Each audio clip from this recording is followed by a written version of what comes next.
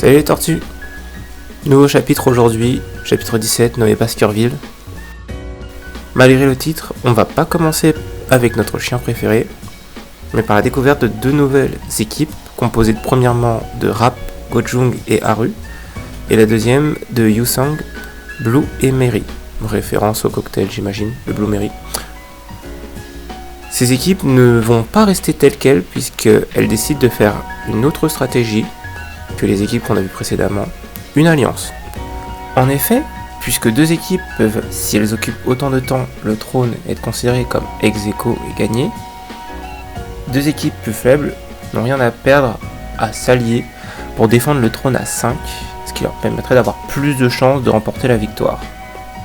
Pour sceller leur alliance, Rap, le blond, propose d'échanger un membre de chaque équipe afin que les deux équipes fusionnent.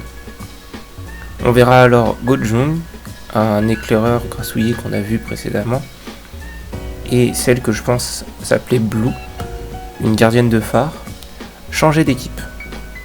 Le départ de Go-Jung contre Blue fait bien plus plaisir à la première équipe, ce qui rend ce dernier un peu en colère, mais il ne perd pas le nord et en bon simp, gardera son observateur sur Haru pour l'avoir à l'œil. Quant à Blue, elle laissera un phare à son équipe avant de rejoindre l'autre équipe, montrant une bonne maîtrise de ses capacités. On change d'environnement pour retrouver la princesse se battant contre la guerrière pingouin nommée Bichon. Elle utilise un marteau qu'elle infuse du shinsu environnant afin d'éclater son adversaire. Malgré les capacités de la princesse, Bichon esquive grâce à son agilité augmentée par l'environnement aquatique et des années de survie face aux ours de la famille Lopobia, la même famille qu'Evelyn. En plus des deux guerrières, on note la présence de deux autres personnages en hauteur, peut-être les membres de l'équipe de Bichon, ainsi qu'un autre personnage plus bas. Aucun membre de l'équipe de la princesse n'est présent, et a raison, car ils ont décidé d'envoyer la princesse chercher la couronne pendant qu'ils attendent au trône. Cette stratégie arrange la princesse, car au moins elle ne s'attache pas aux gens, ce qui est plus simple pour appliquer sa propre stratégie, tuer tout le monde. Mais étonnamment, les personnages dans l'ombre visent le pingouin. Et après un tacle de la princesse, une lance sort de l'ombre visant Bichon. La princesse lui donne alors un coup de pied, la faisant esquiver la lance, et un régulier apparaît, disant vouloir aider la princesse, lui demandant de rejoindre son équipe. Il regrettera ses paroles, la princesse leur a bien fait comprendre qu'il ne faut pas la mettre dans le même sac qu'eux, car elle est un prédateur, ce qui fait par définition d'eux des proies avant de décapiter le lancier. On revoit alors celui que j'appelle pour le moment le rancœur au bandeau, alors qu'il s'appelle Cheung-gon, qui déçu de ne pas pouvoir voir davantage les capacités de la princesse, fait une réflexion sur le fait qu'elle est vide. On apprendra alors qu'il travaille pour l'entité nommée Mago, dont on entend parler dans le chapitre 14. On va revenir vite fait dessus, car cette organisation sera sûrement très importante dans l'avenir proche du manoir.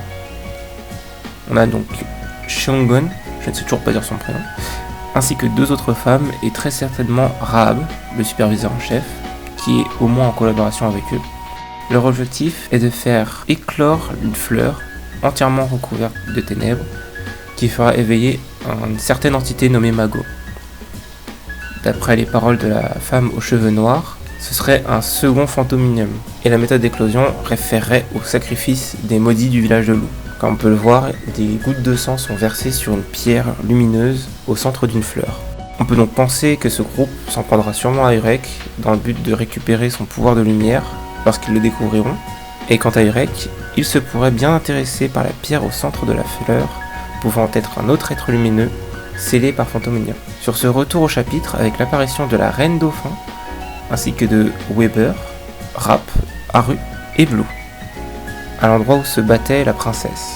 En voyant ça, Cheung-gon commence à vouloir bouger, mais Baskerville apparaît, lui demandant qui il est.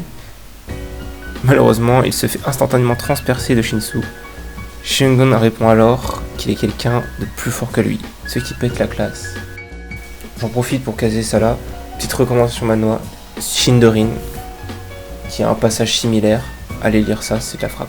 Et c'est sur ces retrouvailles qu'on va finir ce chapitre. J'espère que Baskerville va s'en sortir, parce que quand même le chapitre c'est le Baskerville 1, donc risque quand même de le revoir. Concernant le régulier, ça va être un vrai Battle Royale. Donc hâte de voir qui va réussir à s'en sortir. Sur ce, à plus les tortues.